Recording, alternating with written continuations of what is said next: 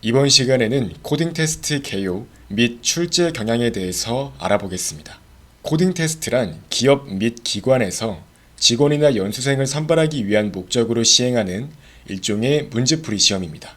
특히 공개 채용을 하는 기업에서는 이러한 코딩 테스트를 주로 이용하는데요. 코딩 테스트를 이용하면 문제 해결 역량을 효율적으로 평가할 수 있고, 또한 자동으로 소스 코드를 채점해주는 채점 시스템을 통해 응시자의 수를 효과적으로 줄일 수 있기 때문에 코딩 테스트는 많은 기업에서 채택되고 있습니다. 특히 이러한 코딩 테스트는 지원자의 수가 수천 명을 넘어가는 대기업 공채에서는 매우 효과적으로 사용될 수가 있겠죠. 상대적으로 규모가 작은 회사에서는 코딩 테스트를 매번 치르지 않고 개발형 코딩 테스트 등 다양한 형식으로 문제를 출제할 수 있지만, 대기업의 경우 지원자의 수가 많기 때문에 모든 지원자를 위해 평가에 많은 인력을 투입하는 것은 어려울 수 있습니다. 이제 그런 측면에서 코딩 테스트는 매우 효과적으로 특히 규모가 큰 기업에서 많이 채택되고 있습니다. 코딩 테스트의 유형은 시험을 어디에서 치르는지에 따라서 두 가지 유형으로 구분할 수 있는데요. 먼저 온라인 코딩 테스트는 인터넷을 활용하여 프로그래밍 역량을 평가하는 방식이며, 이 경우 대체로 타인과 문제풀이를 공유하지 않는 선에서 인터넷 검색을 허용합니다. 따라서 기본적인 표준 라이브러리 사용 방법 등을 인터넷에 검색을 해서 자신의 소스 코드에 적용하는 것이 일반적으로 가능합니다. 그리고 오프라인 코딩 테스트는 시험장에 직접 방문하여 치르는 시험입니다. 대체로 시험장에서 제공하는 컴퓨터 환경을 이용해야 하며 인터넷 검색이 허용되지 않는 경우가 많습니다. 일반적으로 시험이 여러 단계로 나누어질 경우 1차, 2차와 같이 앞부분의 시험에서는 온라인 코딩 테스트를 먼저 치른 이후에 온라인 코딩 테스트를 합격한 다음에 오프라인 코딩 테스트를 치르거나 혹은 면접 방식으로 넘어가는 경우가 많습니다. 그렇기 때문에 IT 기업 취업을 위해서 가장 첫 번째로 넘어야 할 장벽이라고 할 수 있는 이 온라인 코딩 테스트에 조금 더 초점을 맞추어서 본 교재를 구성했습니다. 그렇다면 코딩 테스트를 준비하는 입장에서 어디에서 많은 문제를 접하고 풀어볼 수 있을까요? 바로 온라인 저지에 대해서 기억하시면 좋습니다. 온라인 저지란 프로그래밍 대회나 코딩 테스트에서 나올 법한 문제를 시험해 보는 온라인 시스템을 말합니다. 대표적으로 해외 사이트로 코드포스, 탑코더와 같은 많은 국제대회가 열리고 다양한 프로그래밍 대회 기출문제가 포함되어 있는 사이트가 존재하고요. 그리고 릿코드와 코드셰프와 같은 사이트도 존재합니다. 특히 릿코드의 경우 기업 코딩 테스트를 준비하기 위한 목적에 다양한 문제들을 풀어볼 수 있으니까요. 이 사이트 또한 참고하시면 좋습니다. 그리고 국내 기업의 기출문제가 가장 많이 수록되어 있고 웹사이트가 한글로 만들어져 있어서 이용하기 편리한 사이트로는 백준 온라인 저지, 코드업, 프로그래머스 등의 사이트가 존재합니다. 특히 백준 온라인 저지에는 정말 많은 대기업 기출문제들이 존재하고, 그리고 문제들을 유형별로 풀어볼 수 있고, 또한 굉장히 많은 국내 사용자들이 존재한다는 점에서 여러분들이 코딩 테스트를 준비하는 입장에서 굉장히 많이 방문하게 될 사이트라고 할 수 있습니다. 또한 코드업 같은 경우는 초보자분들이 처음 코딩 테스트를 접하기에 적절한 사이트 중 하나인데요. 초급 문제들을 굉장히 다양하게 단계별로 제시하고 있다는 점에서 처음 알고리즘 문제풀이를 시작하시는 분들에게 추천합니다. 그리고 프로그래머스 또한 마찬가지로 인기 IT 대기업 문제를 포함해서 굉장히 다양한 문제들을 포함하고 있으니 여기 또한 참고하시는 걸 추천드립니다. 그렇다면 이러한 코딩 테스트를 준비하기 위해서 가장 적절한 프로그래밍 언어는 무엇일까요? 본 책이 출간되기 전에 2016년부터 2019년 사이에 평균 3회 이상의 코딩 테스트에 응시했던 사람들을 대상으로 하여 설문을 진행한 내용은 다음과 같습니다. 알고리즘 문제풀이 방식의 코딩 테스트에서 가장 유리한 프로그래밍 언어가 무엇인지 물어보았는데요. 다음과 같이 C++가 상당히 높은 응답 비중을 차지한 것을 확인할 수 있습니다. 이제 그 뒤를 이어서 파이썬과 자바가 선택을 받았는데요. C 언어 그리고 C++은 전통적으로 프로그래밍 언어를 공부할 때 처음으로 많이 선택하는 언어이기도 하고, 또한 실질적으로 메모리 관리 측면에서 자유도가 높다는 측면에서 자료구조 등을 공부할 때 처음으로 접하는 언어이기도 합니다. 그리고 실행 속도가 빠르다는 장점이 있기 때문에 많은 사람들이 알고리즘 문제를 풀 때 또한 이러한 C++을 선택하는 것을 확인할 수 있고요. 그리고 파이썬의 경우 나날이 알고리즘 문제풀이에서 많이 사용되고 있는 언어 중 하나입니다. 파이썬의 경우 굉장히 짧고 간결하게 소스 코드를 작성할 수 있으며 표준 라이브러리가 매우 다양하게 지원이 되며 사용하기가 편리하다는 장점이 있습니다. 특히 알고리즘 대회가 아니라 일반적인 기업 코딩 테스트 목적으로는 이 파이썬은 매우 적합하고, 그렇기 때문에 저는 본 교재의 주요 프로그래밍 언어로 이 파이썬을 선택했습니다. 이어서 자바 또한 국내 프로그래머들이 굉장히 많이 사용하는 언어 중 하나인데요. 마찬가지로 알고리즘 문제를 풀 때도 많은 분들이 선택을 해서 사용하고 있습니다. 다만 개인적으로 수행 시간은 이 자바가 C++에 비해서 느린 편이며, 그리고 코드의 길이는 이 파이썬과 C++에 비해서 상대적으로 길기 때문에 사실 시간이 촉박한 환경이라고 할 수 있는 알고리즘 대회나 코딩 테스트 환경에서는 상대적으로 불리하다는 평가를 받고 있습니다. 다만 프로그래밍 공부를 처음부터 자바를 이용해서 시작을 하셨거나 자바를 사용하는 게 상대적으로 편하다고 느끼시는 분이나, 혹은 코딩 테스트가 얼마 남지 않아서 다른 프로그래밍 언어를 추가적으로 배우기 어려운 상황이라면 저는 개인적으로 그대로 자바를 이용하시는 것을 추천드립니다. 다만 코딩 테스트를 위한 프로그래밍 문법을 새롭게 공부하시는 분이나 처음 시작하시는 분들은 파이썬을 이용하시는 것을 강력하게 추천드립니다. 일단 언어의 문법 및 표준 라이브러리의 사용 방법이 다른 언어에 비해서 매우 간결하고 빠르게 익힐 수 있다는 점에서 큰 장점을 가지고 있습니다. 이제 이어서 개발형 코딩 테스트에서 가장 유리한 프로그래밍 언어는 무엇인지 마찬가지로 설문을 진행해 보았는데요.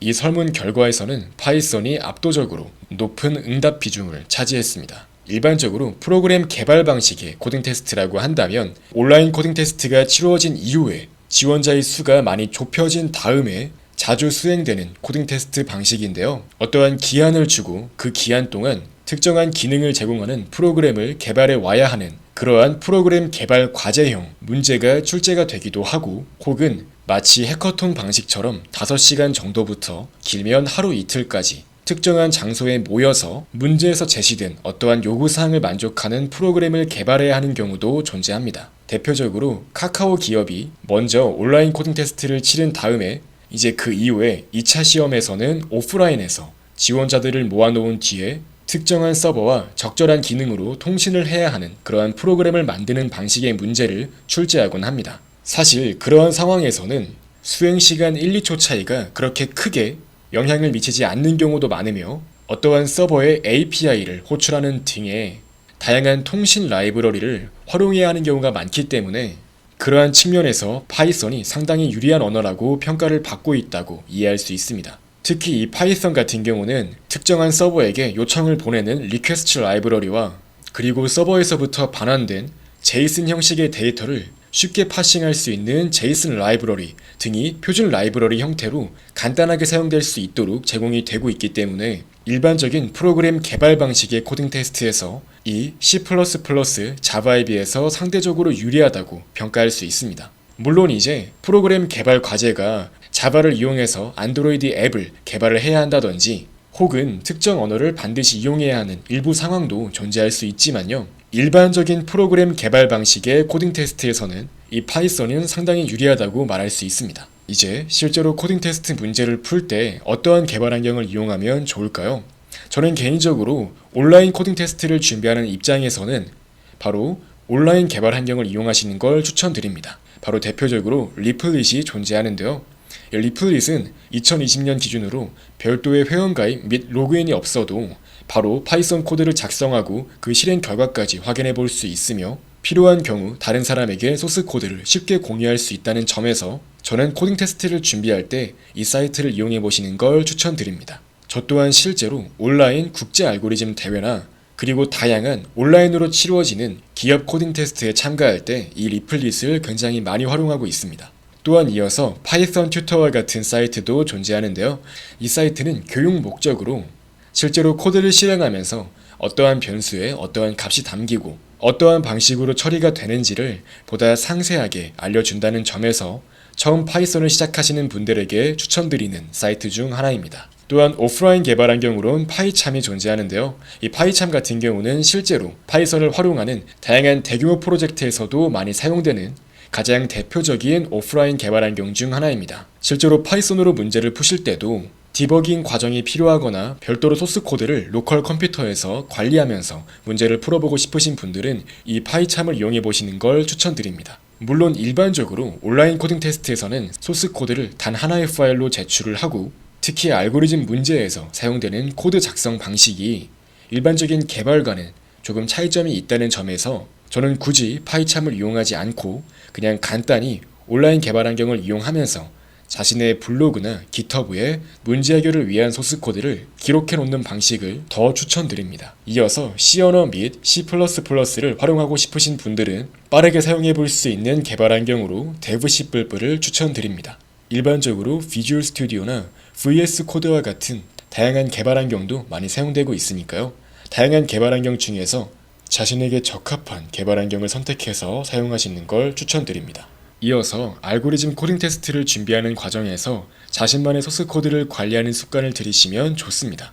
특히 이제 문제풀이에서 자주 사용되는 알고리즘 코드를 자기가 알아보기 쉬운 형태로 라이브러리화해서 깃허브에 올리면 굉장히 좋은데요. 이제 일반적으로 알고리즘 문제 해결을 위한 자신만의 알고리즘 노트를 팀 노트라고 말을 합니다. 국제 알고리즘 대회 같은 경우에 3명 정도의 인원이 한 팀을 꾸려서 대회에 참가하며 실제 오프라인 본선 대회에서는 그 팀에서 자주 사용하는 알고리즘 코드를 특정 분량까지 가져올 수 있도록 하는데, 이제 이걸 팀 노트라고 부른다는 점에서 통상적으로 사용되는 단어인데요. 이제 자신만의 알고리즘 코드 혹은 자기 팀에서 자주 사용되는 알고리즘 코드를 모아놓은 것을 보통 이렇게 팀 노트라고 말하며, 저는 알고리즘 대회나 코딩 테스트를 준비하시는 분들이 각자 한번 자신만의 이런 팀 노트를 관리해 보시는 것을 강력하게 추천합니다. 왜냐면 이제 각 유형별로 문제를 어느 정도 풀다 보면 문제 유형에 따라서 비슷한 코드 형식을 많이 사용하게 되는데요. 그런 측면에서 특히 온라인 코딩 테스트에 있어서 이러한 팀 노트가 여러분들을 더 빠르게 소스 코드를 작성할 수 있도록 해주는 경우가 많습니다. 이제 실제 IT 기업 코딩 테스트의 최신 출제 경향에 대해서 알아보겠습니다. 대부분의 IT 대기업들은 알고리즘 코딩 테스트를 시행하고 있습니다. 일반적으로 응시생들에게 2시간부터 5시간 가량의 시간을 주어 여러 개의 정해진 알고리즘 문제들을 풀도록 합니다. 일반적으로 각 기업에서 가장 출제 빈도가 높은 알고리즘 유형은 그리디, 구현, 그리고 DFS나 BFS를 활용한 탐색 유형의 문제가 많이 출제되고 있습니다. 실제로 2016년부터 2019년에 출제가 되었던 국내외 주요 IT 기업들의 공채에서 등장했던 알고리즘 유형을 분석한 도표는 다음과 같은데요. 확인해 보시면 구현 유형, 그리고 그리디 알고리즘 유형, 이어서 DFS 및 BFS를 활용해야 하는 문제가 많이 출제되고 있는 걸 확인할 수 있습니다. 이어서 2019년과 2018년도에 출제가 되었던 주요 기업의 코딩 테스트 유형을 분석한 결과는 다음과 같습니다. 2019년의 경우 삼성전자는 이전 연도와 마찬가지로 시험장에서 3시간의 풀이 시간을 주고 2문제를 풀도록 합니다. 자주 출제되는 문제 유형은 완전 탐색 그리고 시뮬레이션인데요. 이러한 완전 탐색이나 시뮬레이션을 수행하는 과정에서 DFS나 BFS를 활용해야 하는 문제가 많이 출제되고 있습니다. 그렇기 때문에 이 삼성전자를 준비하시는 분들은 DFS와 BFS 많이 접해보시고 풀어보시는 걸 추천드립니다. 커트라인의 경우 현재 이 출제가 되는 2문제를 모두 맞추어야 합격할 수 있도록 일반적으로 알려져 있는데요. 물론 이제 한 문제만 푼다고 하더라도 그 한 문제를 굉장히 빠르게 풀면 합격이 되는 경우도 존재하지만 일반적인 경우 이 2문제를 모두 맞추어야 합격할 수 있다고 알려져 있습니다. 사실 삼성전자의 경우 2016년부터 비슷한 유형의 알고리즘 문제를 출제함에 따라서 알고리즘 기출 문제가 이 삼성전자 코딩 테스트 기출 문제가 다양한 사이트에서 많이 공유가 되고 있고 문제 유형이 잘 바뀌지 않는다는 점에서 커트라인이 이렇게 2문제로 형성된 걸 확인할 수 있습니다. 2019년도 이전에는 코딩 테스트에서 합격하는 결과를 보인 것에 반해서 이렇게 2019년도부터는 2문제를 모두 맞추어야 합격할 수 있다고 보시면 되겠습니다. 그리고 카카오와 라인의 경우 삼성전자에 비해서 더욱 다양한 문제 유형이 출제가 되는 것으로 잘 알려져 있는데요. 특히 카카오의 경우 카카오 기술 블로그에서 이전에 출제가 되었던 문제들에 대한 자세한 설명이 나와 있으니까요. 카카오를 준비하시는 분들은 카카오 기술 블로그에서 그 기출문제의 풀이 방식을 참고해 보시는 걸 추천드립니다. 카카오와 라인의 경우 일반적으로 문제를 약 절반 이상으로 맞출 수 있다면 합격할 수 있다고 잘 알려져 있습니다. 특히 카카오의 경우 시험이 1차와 2차로 나누어지기 때문에 2차에서는 개발형 코딩 테스트가 이루어집니다. 이제 이때 특정한 서버 API를 이용해서 필요한 데이터를 받아온 다음에 이제 이것을 본인이 작성한 프로그램을 이용해서 적절히 처리한 뒤에 다시 서버로 어떠한 결과를 보내야 하는 등의 문제가 자주 출제되고 있습니다. 이어서 2018년도에 주요 기업 코딩 테스트 유형을 분석한 것은 다음과 같습니다. 삼성전자의 경우 문제 유형은 마찬가지로 DFS 및 BFS를 활용해서 완전 탐색 많이 출제가 되었는데요. 다만 그 커트라인이 2019년도에 비해서 한 문제로 형성된 것을 확인할 수 있습니다. 그리고 카카오와 라인의 경우 2019년도와 마찬가지로 다양한 문제 유형이 출제가 되었는데요. 마찬가지로 전체 문제의 개수에서 약 절반 정도로 커트라인이 형성되었다고 알려져 있습니다. 특히 카카오의 경우 이전부터 구현 위주의 문제가 많이 출제가 되었으며 특히 문자열을 활용하고 처리해야 하는 문제가 많이 출제가 되고 있기 때문에 이를 참고하시고 관련 문제 유형을 많이 풀어보시는 것이 좋습니다. 특히 파이썬의 경우 문자열 처리가 필요한 구현 위주의 문제에서 강점을 보이기 때문에 특히 카카오 코딩 테스트에서 더욱 유리하게 활용될 수 있습니다. 이상으로 이번 시간에는 코딩 테스트 개요 및 주요 기업에서 코딩 테스트가 어떻게 출제가 되고 있는지에 대해서 알아보는 시간을 가져보았습니다.